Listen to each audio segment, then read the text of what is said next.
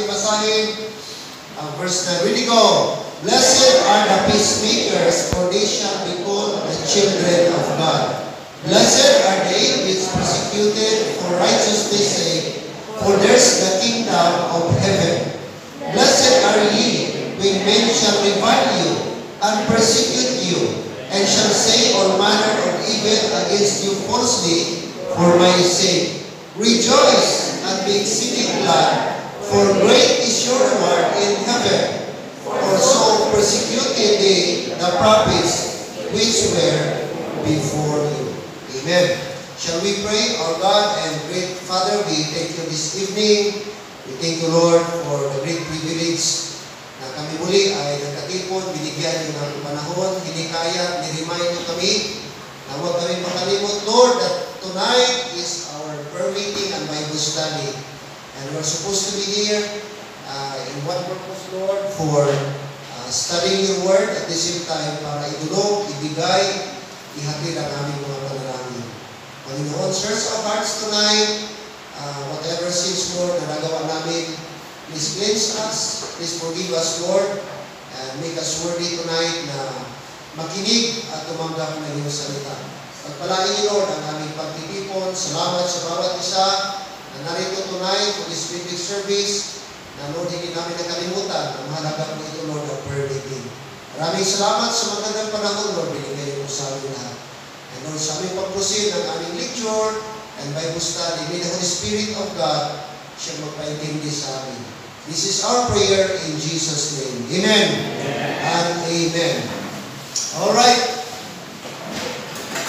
So last and final na tayo ng ating series lesson. It's all about beatitude. Blessed are the peacemakers. Blessed are the peacemakers. Okay?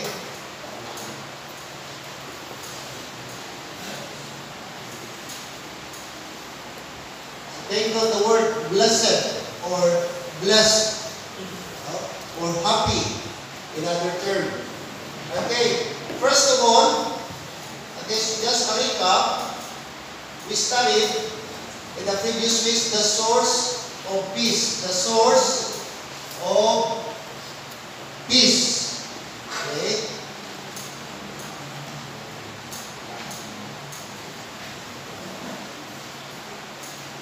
Of course, no? Walang iba, we learn. Okay, na ang ating source, pinaka-origin, the Father of peace, is walang iba, the Lord Jesus Christ. Amen? Amen. So marami ang mga verses na ating na-discuss about peace. Okay? About the source of peace. In fact, na-learn din natin that Jesus Christ, one of his titles is the Prince of Peace in the book of Isaiah chapter 9, verse number 6. Alright. Now, let's read. Okay, let's read Romans 15. Romans 15. According to Romans chapter 15. Look at verse number 33. Romans 15, verse 33. Verse 33, now the God of peace be with you all. So Apostle Paul, in his letter to the Roman believers, he said, and the God of peace. So one of God's title is the God of peace. Chapter 16, verse 20. In the next chapter, chapter 16, verse 20, and the God of peace, he mentioned also, and the God of peace shall bruise Satan under your feet shortly. Okay, also he mentioned, he uses the word, the God of peace. Another passage of the scripture, 2 Corinthians 13. 2 Corinthians 13:11. 2 Corinthians 13:11. According to verse number 11. Finally, brethren, farewell. Be perfect, be of good comfort, be of one mind. Live in peace. And look at the next verse. And the God of love and peace shall what? Shall be with you. So he used the word, and live in peace, and the God of love and peace shall be with you. Another verse, Philippians 4:9. Philippians chapter 4, verse 9. So binabasa lang natin ang mga verses that teaches us that God is a God of peace, and He is the source of our peace. Philippians 4:9. Those things which ye have both learned and received and heard and seen in me, do. And Paul said, and the God of peace shall be with you. So another word, the God of peace. He mentioned the word, the God of peace. 1 Thessalonians chapter 5. 1 Thessalonians 5:23. 1 Thessalonians 5:23. According to verse 23, and the very God of peace sanctify you wholly, and I pray God your whole spirit, soul, and body be preserved blameless unto the coming of our Lord Jesus Christ. So again, God of peace. So almost, sa mga writing ni Apostle Paul, he used the word God of peace. It is a repeated word, God of peace, God of peace. And of course, the last, Hebrews 13:20. Hebrews 13:20. Hebrews 13:20. Hebrews chapter 13. Hebrews 13:20. Verse 20. Now the God of peace, underline the word, now the God of peace that brought again from the dead our Lord Jesus, that great shepherd of the sheep, through the blood of the everlasting covenant. Okay? So the source of peace, those verses teaches us that there is no other source of peace but God Himself. Amen? It is the God. So without God, there is no peace. Without God, there is always a constant conflict. When in fact, the Bible says also, when we were yet unsaved, we were yet unbelievers, the Bible says, we were enemies of God. Kalaban ta sa Diyos, kontra ta sa Diyos. It's because we are ungodly, we are wicked, and God is holy. Therefore, we don't have peace. But praise God, because of Jesus Christ and His blood, nagkaroon tayo ng reconciliation, and as a result, nagkaroon tayo ng peace. Okay? So, number 2. Okay? Short recap na muna. The enemies of peace. The enemies of peace. Okay? Enemies, may kalaban, may opposition. Of course, Satan, pangalawa, si self, at pangatlo, si sin. So ito yung kalaban. Once si Satan, our fifth enemy, okay, ayaw niya magkaroon tayo ng peace with God. So, ga-inflect siya, galagay siya ng mga negative sa ating puso, sa ating mind, at gagamit siya ng mga tao para mag-destroy sa atin. In fact, sabi ng John 10:10, the thief cometh not, but to steal, to kill, and to destroy. That's the main purpose, primary purpose of Satan, is that to put boundaries, to divide us between God. Magkaroon tayo ng gap sa Panginoon. Okay, so we need to be careful. Okay? And then, of course, si self. Like I said before, Adamic nature. Adamic nature natin. Old nature. Andiyan yan si self.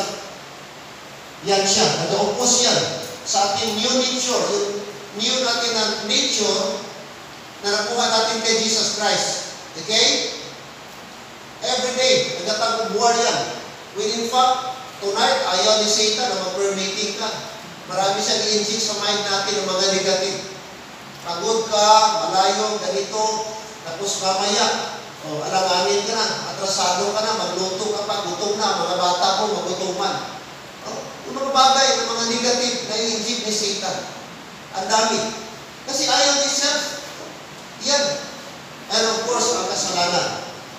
Once may sin sa ating puso, whatever it is. At sabi ng Bible, in fact, sabi niya, friendship with the world, ang ating pakipagkaibigan sa mundo is enmity with God. No? James 4:4. James 4:4. Okay? Andiyan yan. So sabi ng Bible, meron tayong tinatawag na all out war with the devil, with this world. Okay? James 4:4. Anong sabi ng James 4:4? Ye adulterers and adulteresses, know ye not that the friendship of the world is enmity with God? Whosoever therefore will be a friend of the world is what? Friend? No. Enemy of God. Kaya kalaban natin ang mundo. Kaya dapat tayo magkaroon ng separation. Kasi, yun ang gusto ng Diyos. Huwag natin kaibiganin ang mundo. Kaya nga, sa atin, huwag tayo mag-imitate sa mundo. Style ng mundo, huwag natin i-adapt. Okay? Maliwanag ang Bible. And third is, anong sabi doon? Last Wednesday. Okay? Ano natin last Wednesday? Okay, the servant of peace. The servant of peace.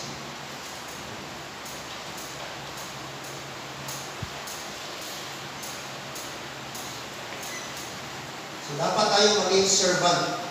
Of course, walang iba. Sino yan? Okay?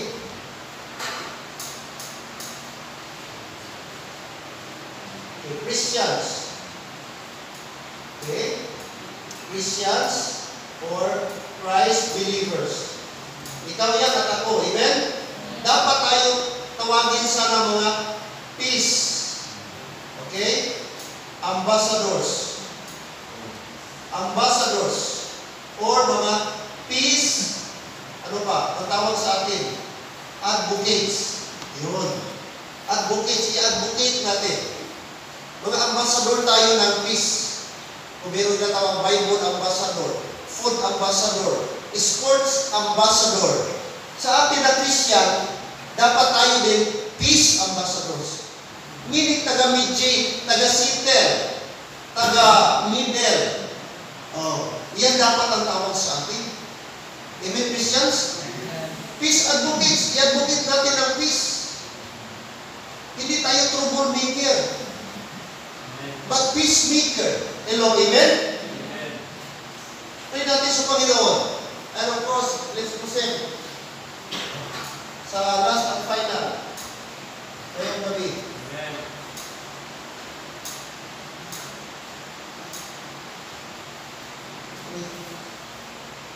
The big one.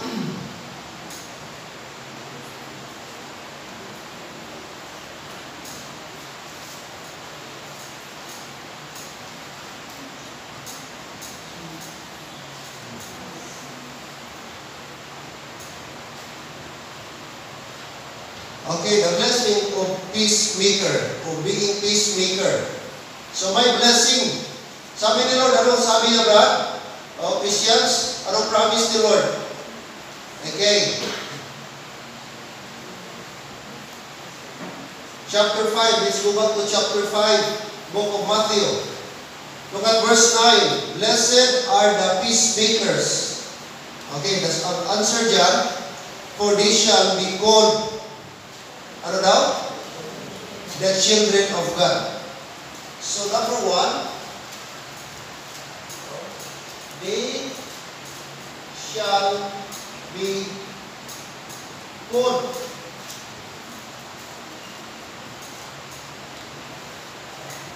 children of God. Tatawagin silang mga anak ng Diyos. So called, they shall be called. Anong ibig sabihin itong word na called? That means they shall be what? Brand. Mabrand pa. Branded ka. Pag sinabing mabrand ka, malagyan ka ng bansa ka. Malagyan ka ng pangalan. Yun ang ibig sabihin.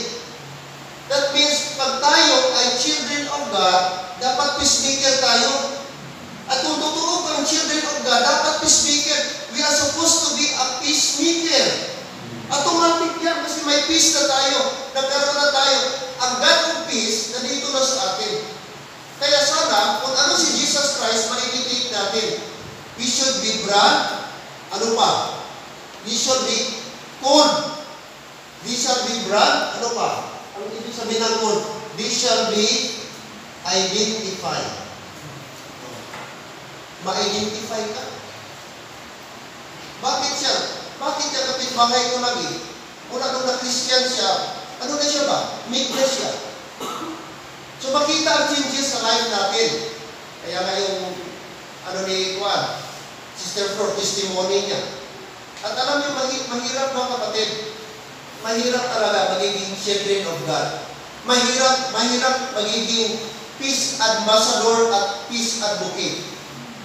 As human as we are, mahirap. Kasi ang ating self, itong ating tawhanon, itong old nature natin, ano ito gusto mag-retaliate. Gadiktit ito, hindi ka pwedeng magpaano. Hindi ka pwedeng tapak-tapakan lang. Hindi ka pwedeng, ikaw, entitled siya, ikaw gano'n, ikaw may sika dito, sa'yo ito, tapos mag-i-allow mo siya. Parang gano'n ba ang nature natin? Sabi niya, ang nature natin, sabi niya, no, ipaglaban mo yung sarili mo. Ipaglaban mo yung right mo. Gano'n ang punod ba? Yan ang i-dictate. Kaya mahirap yan i-overcome. Kaya by nature, gano'n ang natin, ang ating response. Pero sabi ng Bible, ang blessing, kung maging peacemaker tayo, they shall be called children of God. Children of God. John 1:12, but as many as received Him, and Jesus Christ, to them, sa iyo at akin, give He power to become what? The sons of God. So bakit peacemaker tayo? Dapat maging peacemaker ka na because you are now children of God. Child of God. Paano ka ma-brand? Paano ka ma-identify children of God kung pala-away ka? Hello? Kung pala-away ka, wala ka pasensya. Wala ka magpainom, di ka makapalampas. Amen. These shall be brand. These shall be considered. The word called, kanang word na called, for they shall be called. Tawagin sila, tatawagin sila. That means mag-brand ka, ma-identify ka, ma-consider ka. Alam niyo, ang pagiging Christian, kapatid, kahit di ko na i-advertise, anong simbahan ka, saan ka nasimba? Christian ka ba? Di ko na kailangan save ako para makilala kang Christian. Testimony na lang. Di ka malaway. Kung may manaway sa iyo, i-ignore mo lang. Di ka mag-retaliate. Di ka magbalos, di ka hindi mo sila ipamuyot, magkalamatay. Huwag ka magkahapoy sa istorya. Huwag ka mag-garisbak sa ila, pero sa unang-unang mo, Lord, ikaw, nalambara sila, patsya na sila, mga disgrasya, mga bungguhan, na sila. Mga tao ay pulos, mga libakiro, libakira, ibang tayo. Maybe ba, may mo nagyambal sa bakbak mo, pero hindi sa unang-unang mo. Adamay mo siya, still, salat na siya. Napangayungon mo ang kalangutan sa imong kapalit. No. Let the Lord ang mag-judge. Nga kita, mabrand tanin kita. Wala tanin libro sa liberty nga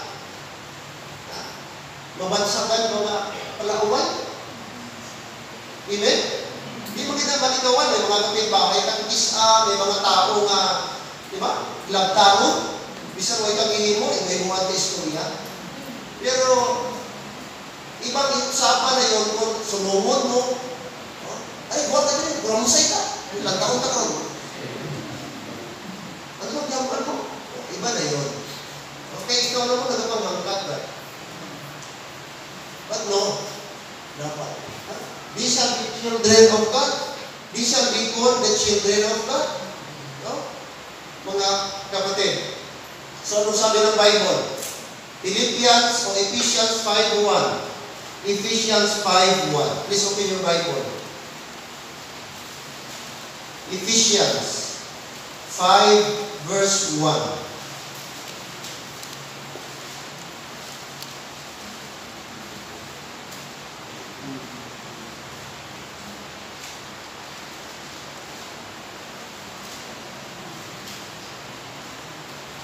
Okay, Ephesians 5:1. When you go, be therefore followers of God as dear children.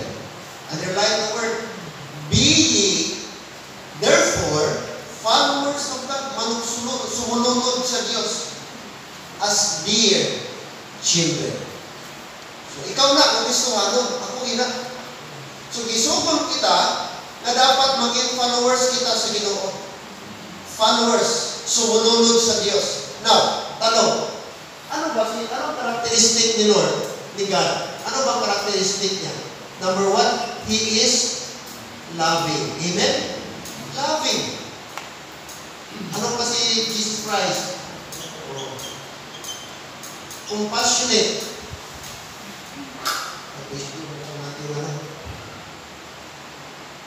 What else? Ano siya? Ano bang Ginoo? Patient. Patient. Diba?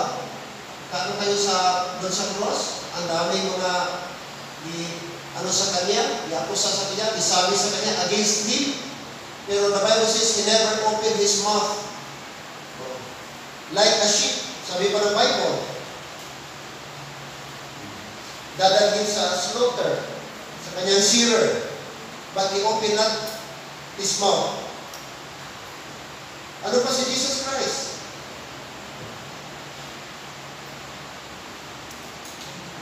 Ano pa ang karakter niya? Considerate. Considerate. Hindi siya mag-take revenge, hindi siya impatient, but considerate.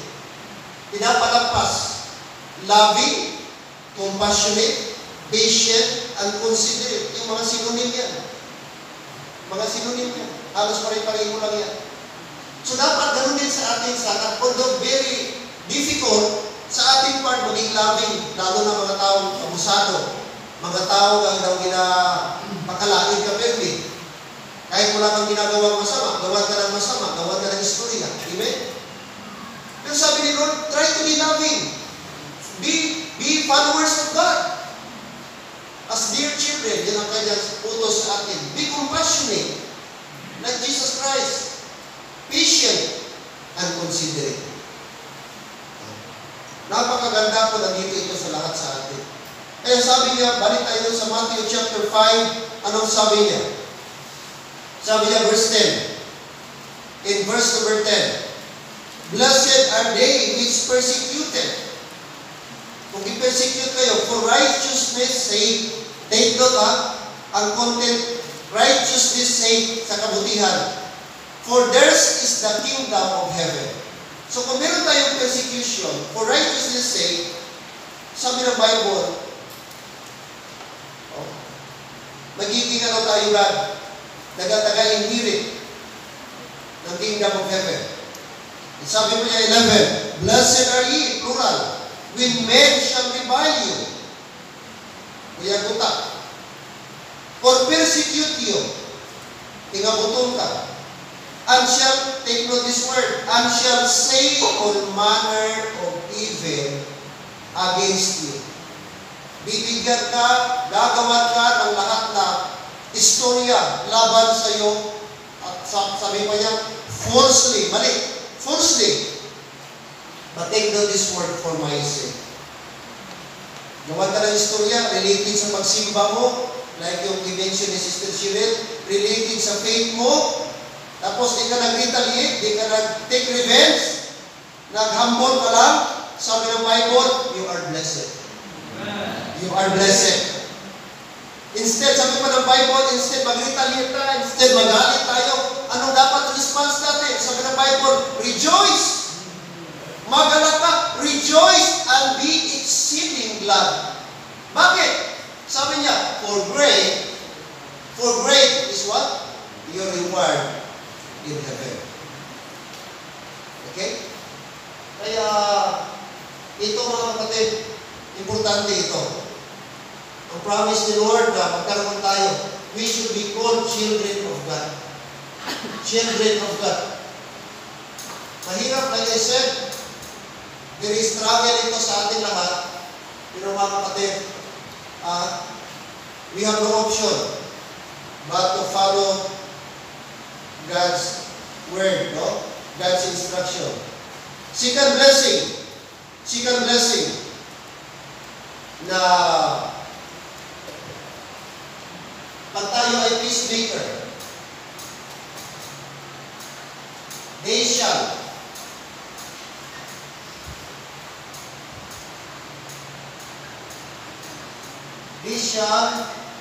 lengthening their lives. Oh. Anong ibig sabihin? What does it mean? It means, ang tao daw, mga kapatid, na tayo ay peacemaker. Kapag ang isang tao ay peacemaker, according sa studies, mas maprolong ang life niya kaysa mga tao ba na hindi peacemaker. According sa study, mentally speaking,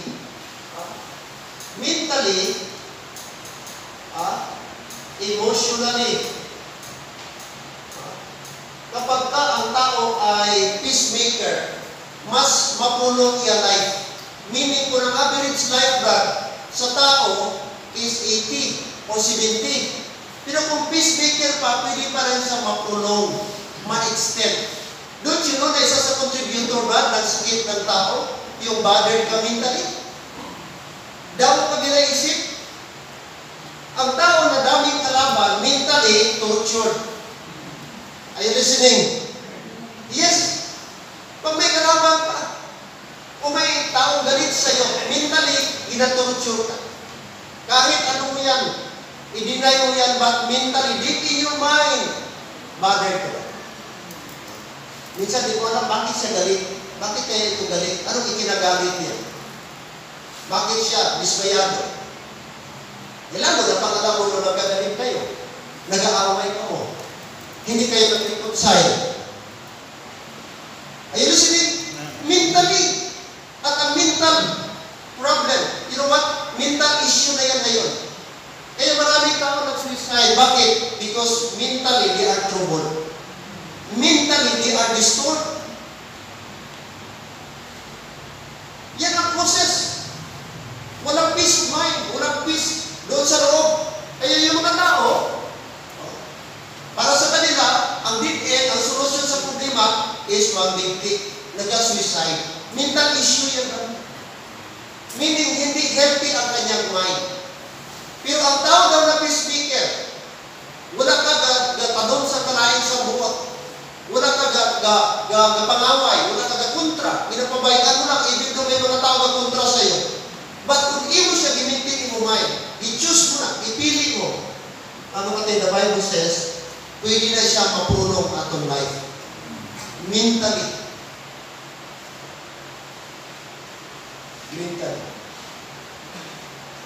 Emotionally, of course. Hindi pwede pag may kontra ka o may kalain sa buod sa imo o ikaw galain buod sa ibang tao. Hindi pwede nga ang imong emosyon di mapektuhan. Yes or no? Ipokrito ka na maghambag na, ay, pastor, okay ra ko. No, it's not. Mentally, disturbed ka at emotionally. Di ko siya gusto sa pagkon, di ko siya gusto istoryahon, di ko siya gusto makita. Emotionally affected ka. You cannot deny that.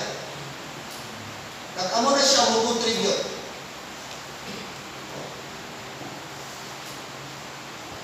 Ang pinaka-naming na lifestyle na i-practice natin, pinaka-mainam na lifestyle i-practice natin para maging healthy tayo.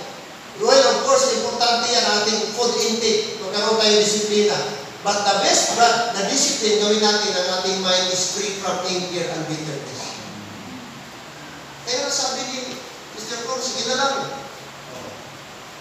Kahit minsan tayo parang agrabyado. Kahit pag Christian, lalo, usually agrabyado kita.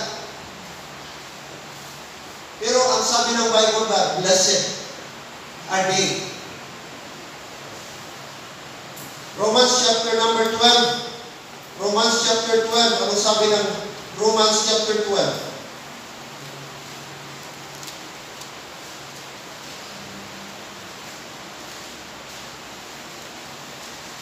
Romans chapter 12. Let's read verse 17. Verse number 17. Verse 17, ready go. Recompense to no man evil for evil. Provide things honest in the sight of all men. Hindi ka magbago sa malakot. Hindi ka magbago sa malakot. Recompense means bayadan, balusan. Kung gihimukan ka sa malakot kayo. Di pastor, karapatan ko na. Yes, karapatan mo sa tawanon. Pero sa Diyos nung napaagi, hindi ko na karapatan. Kaya iba ang paagi sa Ginoo. Pastor, nagbabago mo? Yes. Pag nagsumpo sa Ginoo, klaro, hindi mo pagbalusan ang malain sa malain. Wala na option, di buta ng Diyos.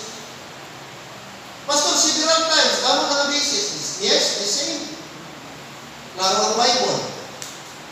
Recompense. Ano ang verse 21? Arapa. Let's read verse 21. Be not overcome of evil, but overcome evil with what? Good. Ayaw pagbalusi ang dautan sa dautan. Apag naubon mo ang malaot sa maayo.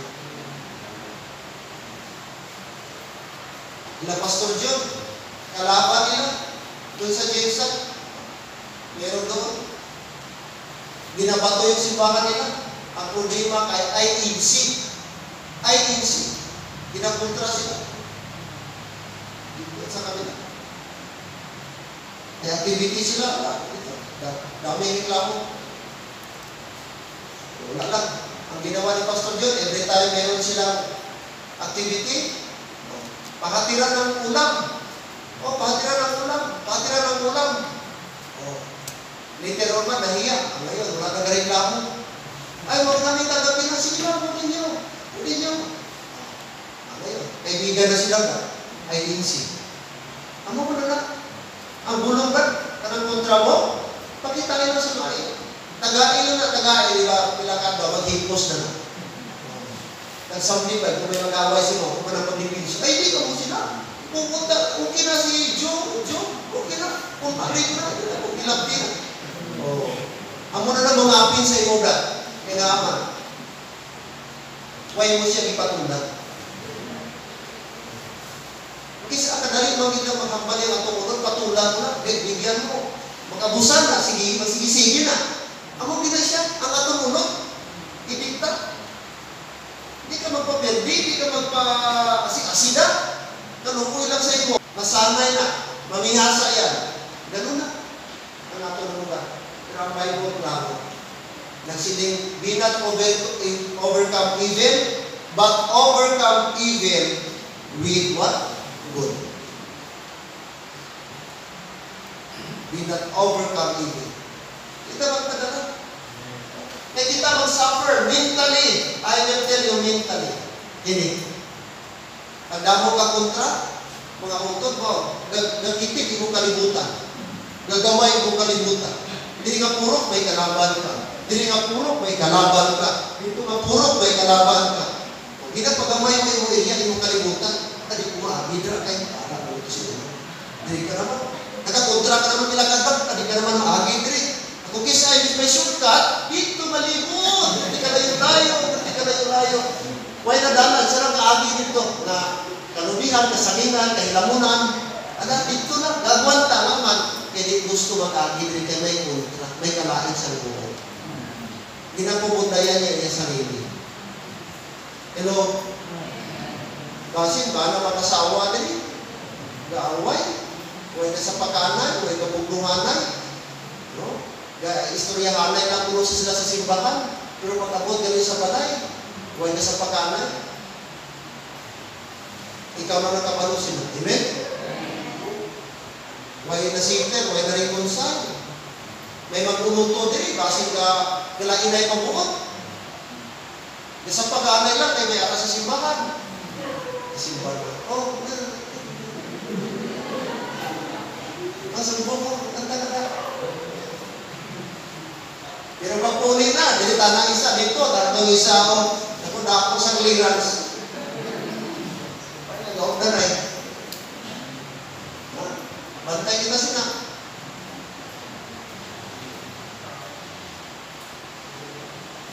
Hello, amen?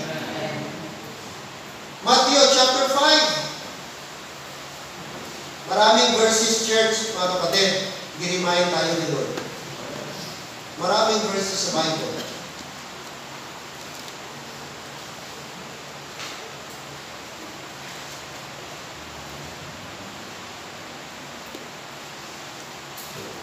Matthew chapter 5. 38. Ye have heard that it hath been said, an eye for an eye, and a tooth for a tooth. But I say unto you, Jesus Christ said, but I say unto you, that ye resist not evil, but whosoever shall smite thee on thy right cheek, anong gawin daw, Brad? Turn to him the other also. Kita mo na? So, iba ang ways ni Lord, no? Sa atin daw, ang principle sa tao, ang philosophy sa tao, eye for an eye, tooth for a tooth. Kung anong iimo mo sa ako, lumuhon ko man sa iyo. Kung anong ipakita mo sa ako, ano man ipakita ko. Kung ano na batasan mo, batasan ko man. May mga taong prinsipyo. Maayo ko kung maayo ko mo. Pero kung hindi mo kayo ko sumalain na, sadya kita. Di ba may mga tao mabatian mo sila? Ako yan, maayo ko na tao. Pero himuyin niyo ko sa hindi maayo. Basta makilala niyo ito. Makita niyo hindi napalitan ko. Mga uto din ang statement sa Kristohanon. Opposite ng Diyo. Kasi sa Bible, hindi. Gani kung tampawon na ang imo nga wala, nga ano na tawag na, buya, api. May arap pa, ihatag mo pang isa. Bong! Sa pastor daw, imposible naman. Daw, hindi ko makapangako, pastor. Daw, bunay. Hello, amen? Kali na, istorya pa lang natin, nagalit na mabahawan. Ay, naman ang mabuhon ka sila. Kag-ari ka isa o? May aral kang prinsipol. Nanay ko gani, gusto tiruhan ko. Di ko patukan sa labog. Pero ikaw, imo ko sakit-sakiton. Ay! Wow. Daw lagi na istorya. Di ba may mga tao nga?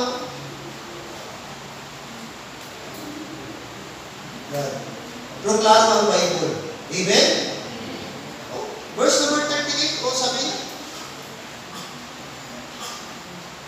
But I say unto you, verse 39, that ye resist not evil, but whosoever shall smite thee on thy right cheek, turn to him the other also. 40, and if any man will sue thee at the law, and take away thy coat, magkasuhan ka daw, kasuhan ka sa mga tao, may magkaso sa imo, kagwao ng imo nga coat, let him have thy cloak also. And whosoever shall compel thee to go a mile, go with him twain. Give to him that asketh thee, and from him that would borrow, and they turn not thou away. 43. Ye have heard that it hath been said, thou shalt love thy neighbor, and hate thy enemy. But I say unto you, love your enemies. Bible principle yan. But I say unto you, love your enemies. Bless them that curse you. Do good to them that hate you. And pray for them which despitefully use you and persecute you. Grabe na ang prinsipyo sa Bible na. Dili budlay. Budlay dito. Higugmaon mo, palagaon mo imong kaaway. Pagkabayugon mo ang pagkamalaot sa imo, nag-curse sa imo. Himuan mo sa maayo ang dumot sa imo. Do good to them that hate you. Ano pa again? And pray for them. Pray for them which despitefully use you and persecute you. That is Bible principle. Budlay, yes. Sa budlay din man. Pero wala na option, church, isugot ka sa Diyos. Isugot ka sa Diyos.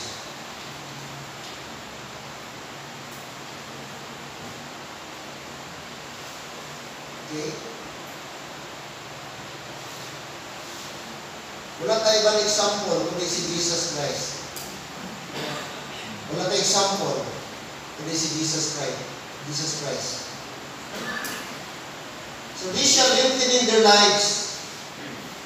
Yan ang second blessing. Kapag ka-peacemakers tayo, mga peacemakers, peace advocate, peace ambassador, at saka na-practice natin ang pagiging peacemaker, not only tatawagin tayong we shall be called children of God, but also we are lengthening our lives. Pinapataas natin, pinapapulong natin, para palayang ano siya ba? Immune booster. O life extension. Pag-lengthen. Yan ang pinaka-the best. Pag-free ang ating mind sa guilt, free ang ating mind sa bitterness, free ang ating heart sa bitterness, mentally hindi ka disturbed, emotionally hindi ka disturbed. May peace of mind ka. And of course, ang result ka, magkaroon ka ng good health. Good health. Kahit ano mong ka-take ng vitamins niya. Pero kung may something na nagabother sa isip mo, wala gagawin. Pinakadabis na antidote is yung mind free of worry, mind free of envy, mind free of bitterness, mind free of anything na wala kang ginaisip. Ang higit sa lahat, bakit malintin? Bakit mapulong ang life ng tao na peacemaker? Kasi pagbabawasan, usually sa mga tao na disgrasya, ang mga tao na mga isip-isip, mga taong palaaway, mga tao na hindi makapalabay sa istorya ba? Hindi bang ano ba? Diba? Gamay ng istorya, mabigil dayon, ngita dayon away, isog dayon, mamilsa dayon. Amo nang laban na tao na disgrasya. Natawa ng mga tao na, sagwa. Pero kung ikaw, peacemaker ka, kahit ginagrabyado ka, biskan butang mo nato, napulata ka, nasakit ka, pero kabalo ka magpalampas, sige, consider mo lang, sige. Biskan gusto ka kasuhan, gusto mo i-fight mo nga right, pero ang imong mind, na-remind sa imo, ang imong heart, ang Holy Spirit na-remind, sige na, palampas na lang aray na, importante, buhay ka man ano. So at least, wala ka. Kaya sa gipahit mo, Brad, nakulong to. Paano ko nakagawa? Kung ang pamilya nag-respect sa imo. Aztec, imo kinabuhi. Maglakad ka, ganito ba ang kapelme? Bago ka mag-artist na magawa sa gate, naisip ka pa. Diba may maglambat sa imo. Kaya may ara ka conflict, may ara ka problema sa ibang tao. Kaya namigit kung wala kasing kontra, peacemaker ka. Amen? Bata mo, parinti mo, pamilya mo, dapat peacemaker kita.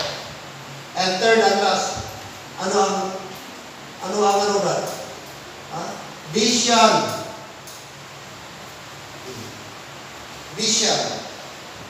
Balik tayo sa Matthew chapter 5. Balik tayo Matthew chapter 5. Chapter 5. Verse number 12. Rejoice and be exceeding glad, for great is your reward, where?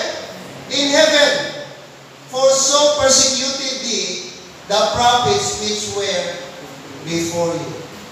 These shall be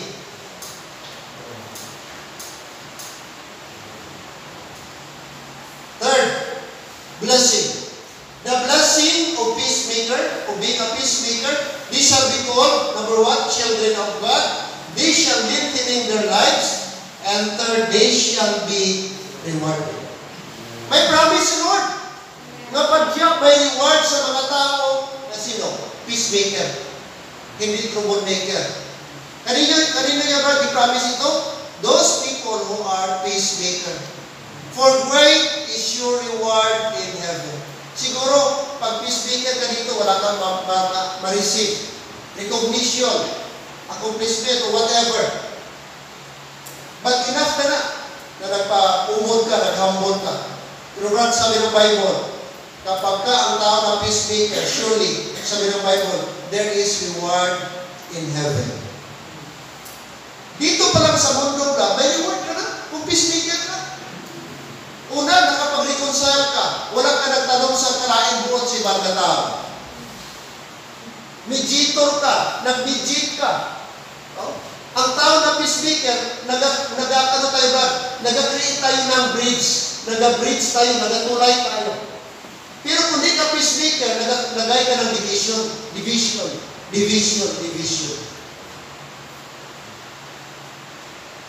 So yan ang senaryo. Kaya gusto ni Lord sa ating lahat na sana, hindi lang tayo children of God, but at the end of the day, sa judgment day, i-reward din ni Lord ang ating pagiging peacemaker.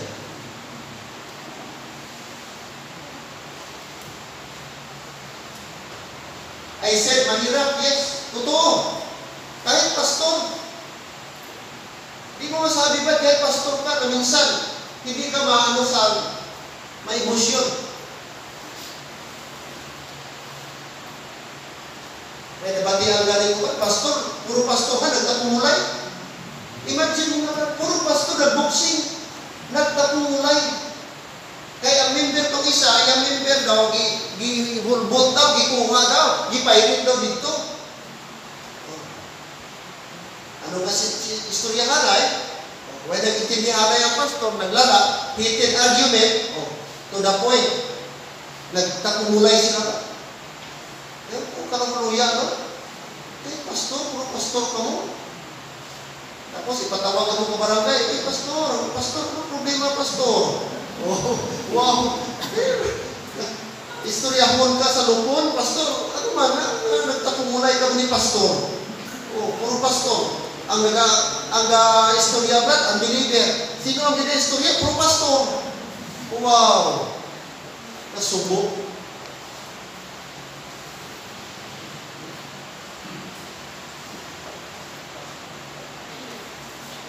Diba? Hindi hapos na. Hindi nga subo sa Diyos, hindi hapos sa tauhanon. But sabi ni Paul, I can do all things through Christ which strengtheneth me. Apostle Paul is our perfect example. Several times, nagrabyado siya. Paul! Pero andyan ang patience. Sino pa ang ating example? Sino pa? Si Joseph. Amen? Si Joseph, several times, na-abuse siya, o na-preso siya. Falsely accused. Walang due process, wala na lahat, walang investigation. Dire-diretso. Nagtiis siya.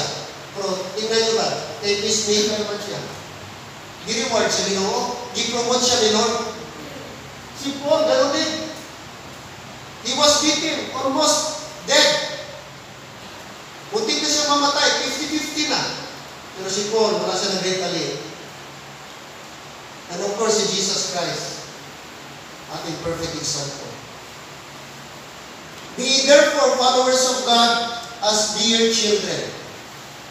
May specific reward na ibigay si Lord sa mga tao na peacemaker. Yes, may reward para sa mga soul winners. May reward para sa mga givers. May reward sa mga tao na overcome ang temptation. But there is also reward na ibigay si Lord sa mga tao na peacemaker. I believe in that. Peacemaker. Kasi very hard ito. Very difficult ito i-overcome. Pagiging peacemaker. Pero sabi ni Lord, blessed. Beatitude ito, church. Beatitude ito.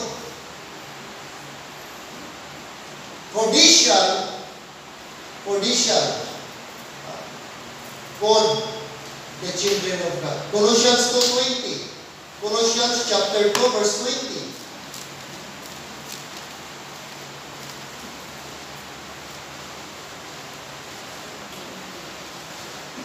Colossians chapter 2, verse 20.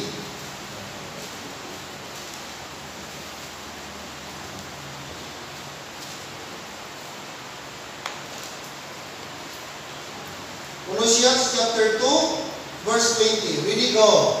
And having made peace through the blood of His cross. Colossians 3:20.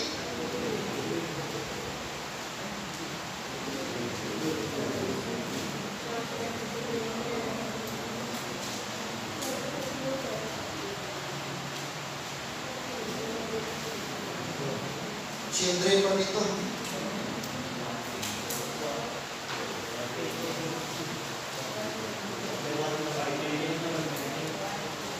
Galatians 2:20. Galatians 2:20, please. Sabi ni Apostle Paul,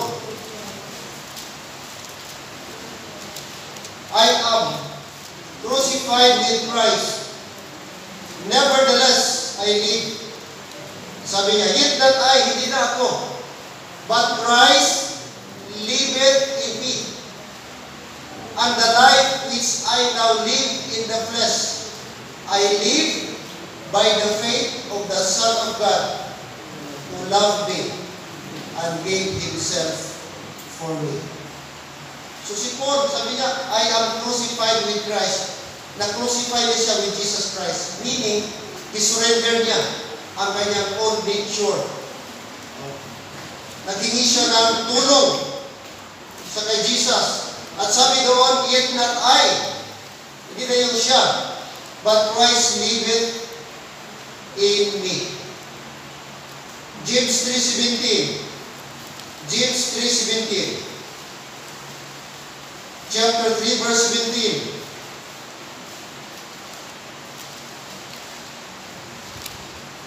James chapter 3, verse 17. Let's read this. Here we go. But the wisdom that is far from above is first pure, then peaceable, gentle, and easy to be entreated, full of mercy and of good fruits, without partiality and without hypocrisy. You see? Yun ang example natin, church, sa kay Jesus Christ, doon sa Calvary.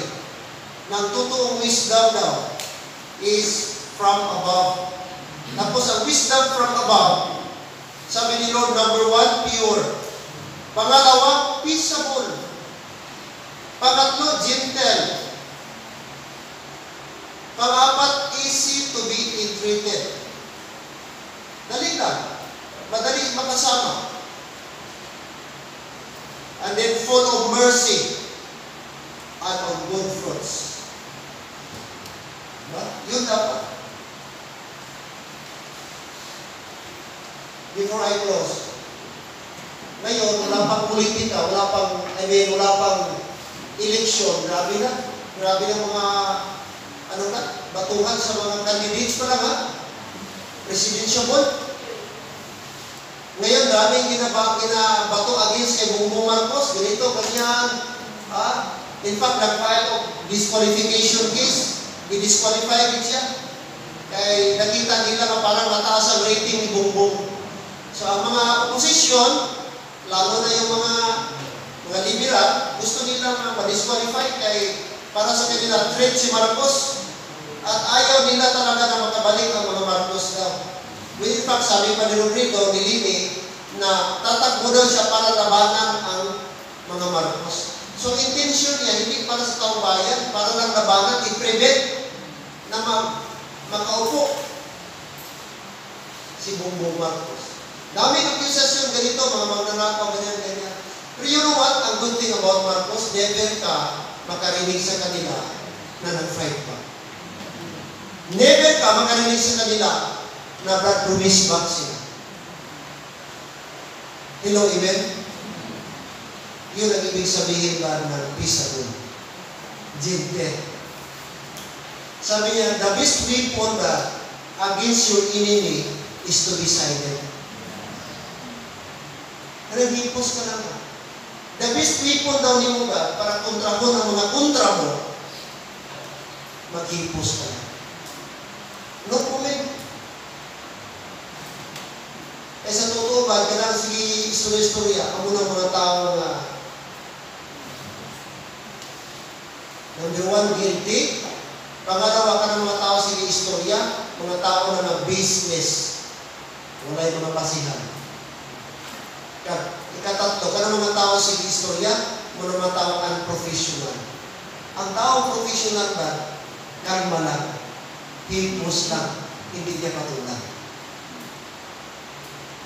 Amen. Kaya sa ato, kung damong katungin, damong istorya, it's better hipos lang. Himo ka lang, padayon ka lang. And later on ba, ma-found out nila na sila ganit, mali ang ilang ginahanggan. Let your action speak. Ang imuhula ang pambala. Ngunit mo na dipinsan mo pa galingon. Eh later on ba, ang imuhula kung mo dipinsa sa inyo. Hello, amen?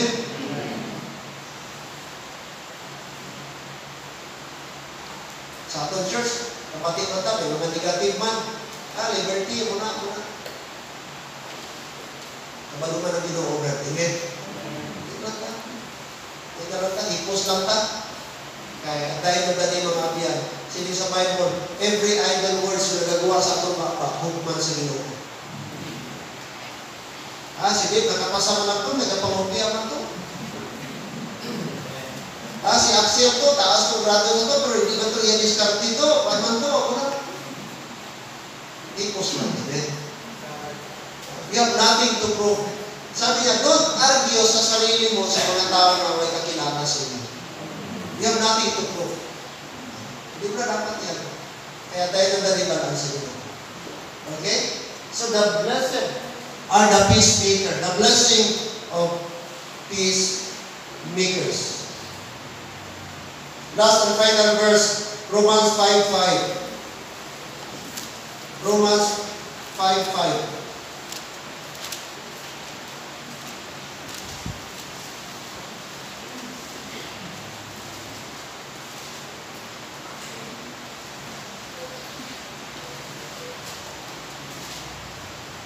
Romans 5:5. Chapter 5, verse number 5.